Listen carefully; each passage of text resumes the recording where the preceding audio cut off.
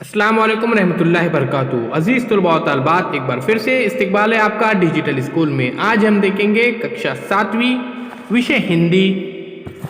Topic name है सोनू हाथी। तो प्यारे बच्चों, सबसे पहले यहाँ पर देखिए उमाकांत इस टॉपिक के लेखक हैं। 7 अक्टूबर सन 1953 को इनका जन्म हुआ था नागपुर, महाराष्ट्र में। आइए प्यारे बच्चों, सबसे पहले दृश्य 1 देखते हैं। जंगल में लकड़हारा पेड़ काट रहा है। कुल्हाड़ी के वार से आहत हो पेड़ दर्द से कराता है। पेड़: लकड़हारे भाई, मुझे मत काटो, मैं आप सबको उपयोगी बातें बताऊंगा, मैं आप सबके काम आने वाला हूं। विश्वास: मेरे बच्चे भूखे हैं, मैं क्या करूं? तुम्हारी लकड़ी काटकर बाजार में बेचूंगा, 4 पैसे मिलेंगे, तभी चूल्हा जलेगा। बच्चों का कष्ट देखा नहीं जाता। तो लकड़हारा, इसका नाम है विश्वास, वो कहता है मेरे बच्चे क्या है, भूखे हैं। पेड़ भयभीत होकर: नहीं नहीं, रुक जाओ भाई, क्या पूरा काट डालोगे मुझे?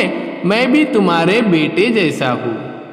विश्वास कहता है ओफ ओ, बेटे का नाम ले लिया, मैं तुम्हें नहीं काट सकता, आज घर में चूल्हा नहीं जलेगा। पेड़: तुमने इंसानियत दिखाई, चलो इंसानियत की इस बात पर तुम्हें एक अनोखा उपहार देता हूँ। विश्वास खुश हो जाता है। कहते हैं ना, अंधे को आंख और भूखे को खाना, इससे ज्यादा और क्या चाहिए? पेड़ कहता है ये नन्हा हाथी अपने परिवार से बिछड़ गया है, इसे तुम अपने साथ ले जाओ, ये बीमार है बेचारा, 8 दिनों से भूखा है। विश्वास चौंक कर क्या कहा? इसको अपने साथ ले जाओ? यहाँ तो अपने रहने का ठौर ठिकाना नहीं, इसे कहाँ रखूंगा, क्या खिलाऊंगा और डॉक्टर को पैसे कहाँ से दूंगा? पेड़: मेरी बात मानकर इसे अपने साथ ले जाओ, तुम्हारे काम अवश्य आएगा। विश्वास: ये कैसी सौदेबाजी है, घर ले जाकर इसका क्या अचार डालूंगा? मैं क्या करूंगा, क्या अचार डालूंगा, ये क्या काम का आने वाला है? देखिए प्यारे बच्चों, यहाँ पर विश्वास भी है और यहाँ पर आपको हाथी भी नजर आ रहा है। पेड़ कहता है कि मैं कई जगह से कटा हुआ हूँ, अब आंधी तूफान में कैसे बचूंगा, इसे मैं अपने पास नहीं रख सकता। क्या ये तुम्हारा बेटा नहीं बन सकता? क्या ये तुम्हारा प्यार नहीं पा सकता? विश्वास बोलता है ठीक है, तुम्हें काटकर मैंने बहुत बड़ा अपराध किया है, अब दोबारा ये काम नहीं करूंगा, कोई ना कोई रास्ता निकल जाएगा, आज से मैं इसे सोनू कहूंगा, इसे देखकर बच्चे खुश होंगे। अभी देखिए दृश्य नंबर 2। घर के आंगन में नन्हा हाथी और विश्वास खड़े हैं। सोनू स्वभाव चिंघाड़ता है। सुमित्रा दरवाजा खोलकर बाहर आती है, पति के साथ नन्हे हाथी को देखकर चौंक पड़ती है।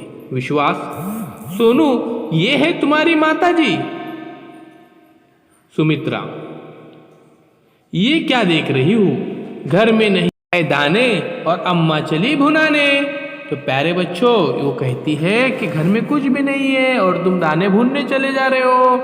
विश्वास बोलता है कुछ भी कहती हो, अपने हिस्से का थोड़ा बहुत हाथी खा लेगा। तो यहाँ पर देखिए सुमित्रा जो है वो बहुत गुस्सा करती है, लेकिन उसका जो शौहर है यानी विश्वास है, पति है, ये उसको समझाता है और फिर समझाने के बाद वो मान जाती है और फिर उनके साथ ही हाथी रहने लगता है।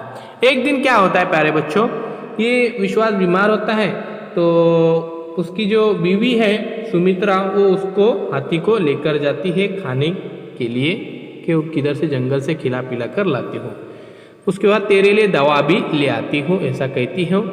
सुमित्रा: नहीं, मैं तुम्हें इस बीमार हालत में बाहर नहीं जाने दूंगी, मैं ही सोनू को खिलाती पिलाती हूँ।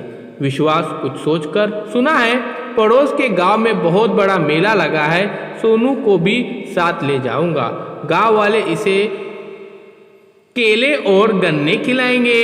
इस तरह से उसको बोलती है। सोनू विश्वास की बात समझकर सिर हिलाती है। सुमित्रा: मैं भी चलूंगी साथ में, बच्चे भी चलेंगे।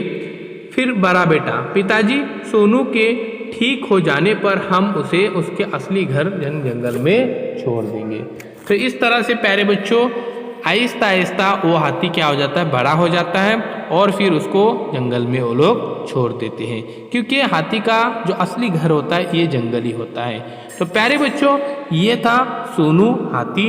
एक लकड़हारा उसको लेकर आता है जंगल से। जब वो पेड़ काटता है तो पेड़ के नीचे वो बैठा हुआ रोते रहता है। तो पेड़ को बहुत दुख होता है कि अब मैं कभी भी टूट सकता हूँ, तुमने मुझे काट दिया है, इसलिए इस हाथी को अपने साथ में रखो। तो इसी तरह से वो अपने घर में लेकर आता है। उसकी बीवी पहले नाराज होती है, बाद में वो हाथी से भी प्यार करने लगती है और बच्चे भी उसको चाहने लगते हैं। तो चलिए अभी मिलते हैं।